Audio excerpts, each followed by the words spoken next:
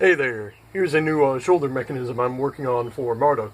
It's going to allow for more swinging forward punching motion, but it's going to eliminate the ability to swing the arms outwards like this, so the thing is, haven't really been utilizing this motion much anyway, so I figure a punching motion is what we really need.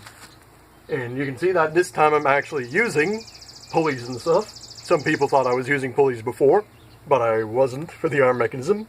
But now I am. It's just a relatively simple Waldo right here that when you swing this a bit forward, it just pulls on the twine, making that one swing upwards, and when you let it go, it goes back down. And unfortunately, because I'm using this thin like weaving twine, the rope has a tendency to fall off the pulley and get stuck in like the seam in between, so tomorrow I'm going to be heading out to like Lowe's or something and getting some nice thicker rope that I can use on here instead. And depending, maybe even getting some thicker pulleys, I'm not too sure. But definitely some thicker rope.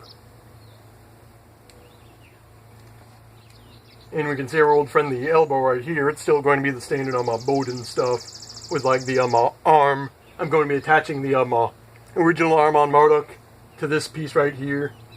And pretty much just like swapping the entire units out. See, that's a cool thing about making a mech that with modular parts. You can swap stuff out with upgrades and stuff really easily. It's real nice, really. It should only take like an hour to do the swap. So, yeah, this is the planned improvement.